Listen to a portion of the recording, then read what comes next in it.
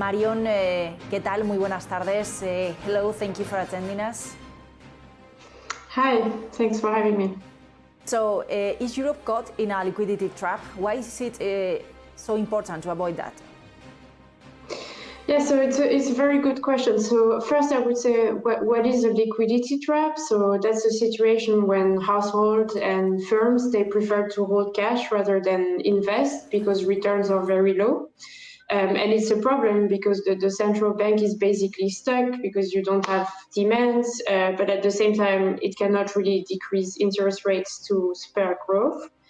So if you look at Europe, you would think, okay, we have low interest rates and a lot of cash on households and firms' balance sheets. So it would seem that perhaps this is a liquidity trap. But actually, the story is a bit different. So one reason why there is so much cash in the economy right now is the current crisis. So a lot of consumers just have been forced to save. So that's why they all have a lot of deposits on their bank account. And in a similar way, companies are not investing that much because demand is depressed. But actually, even if you look back before the crisis, since we've had negative rates in Europe, the ratio of investment to gross value added by companies has been going up. So it doesn't seem that there is a liquidity trap in Europe. So your statistical evidence suggests that Europe has yet not fallen into this liquidity trap that we're talking about, but the use of savings remains unproductive, according to your report. So how do you explain that? Yeah, no, that's a big issue for Europe. So one reason why this is the case is the current context. So a lot of the savings are precautionary, especially for companies. There's been really this dash for cash last year as the pandemic unfolded. But generally speaking, it's been an issue for a while in Europe that savings are not really channeled to investment. I would say there are a lot of factors behind that. So we don't have this capital markets union in Europe in the same extent that it exists in the US. So it's very fragmented markets, which are in some places quite small. You also have a lot of regulation that is a bit of a hurdle to investment. The infrastructure is not that developed. There's also an issue of financial literacy for households, and the tax incentives sometimes are also wrong. So a lot of factors really explaining this, I would say. So in this context, could you tell us a little more about the consequences for this, for savers, for example, and for the small and medium enterprises? Well, the consequences is really because we're not using the savings to invest, it's missed growth opportunities. So for savers, it means that they are missing out on higher returns if they're just keeping the cash on their bank account. And for companies like small, medium enterprises, it means they have less sources of financing. So because they have less choice, sometimes it means they might have to pay a premium to borrow money, basically. So it's a lot of inefficiencies. In which way can we avoid these consequences, this liquidity trap? What are your recommendations? So the literature basically says there are two ways to avoid this trap. So there's the fiscal route and the monetary policy route. So what can you do on the fiscal side is you do a big fiscal stimulus. And to some extent, that's what we have now in Europe. So as a result of the crisis, the EU has committed to a big recovery package, the Next Generation EU fund. So that's something actually quite unprecedented for Europe, and that in a way moves Europe away from another liquidity trap. And then the second route is lowering what we call the effective lower bound. So it's the level of the interest rate at which this liquidity trap would kick in. So the lower it is, the further away you are from this trap, so to say. And that's what the ECB has been showing over the past year. It's been really effective at setting monetary policy to loosen financing conditions. And although before the crisis there was a big debate on whether maybe the ECB has no more ammunition, it has showed that actually it can do a lot more to lower this effective lower bound. So in a way, Europe is one step further from the liquidity trap.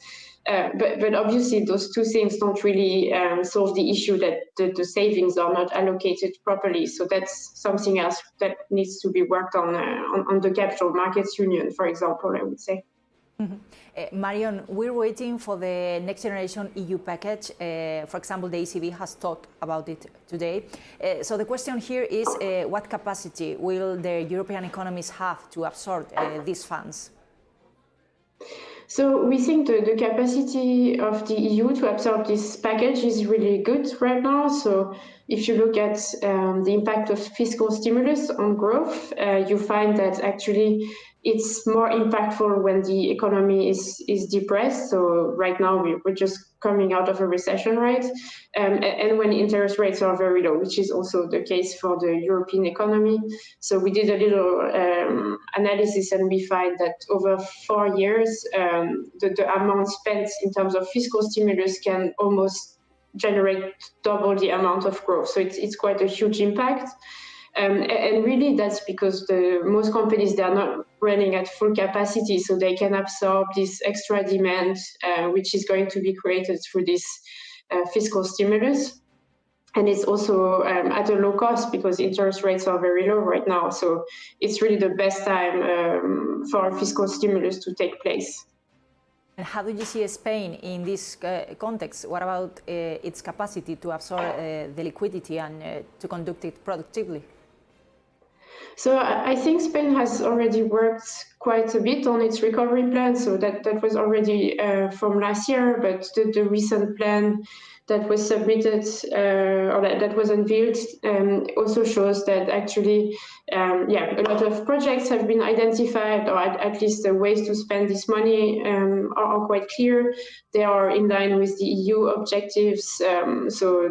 To invest in a green transition, in a more digitalization of the economy, as well as support reform. So I think that's quite positive.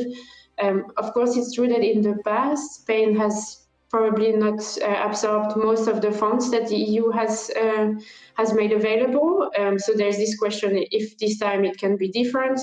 I think it can, because the EU is not co-financing the funds this time. It's really up to Spain to spend that money on its own. And the government has passed these changes to the public procurement system so that actually the funds can lead to projects more quickly. So I would say the capacity for Spain to absorb this liquidity is quite good right now. ECB focus. The ECB is one of the main actors in this response to the economic crisis.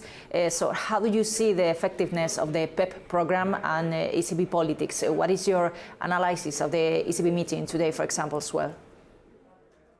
Yeah, no, that's a very good question. So I think the ECB has done very well in this crisis. So it's been very quick to act from the onset of the crisis, and really all the instruments have been used so that the health crisis doesn't turn into a liquidity and then a solvency crisis. Even recently, right, when financing conditions were tightening somewhat in the US, the ECB has made sure that it pledges for more easing. So I think it showed it's quite committed to ensure the financing conditions remain supportive to growth. That's what Lagarde reiterated today. So right now, I would say that the ECB, as Lagarde said, right, doesn't have to do much more. Financing conditions are loose across the board.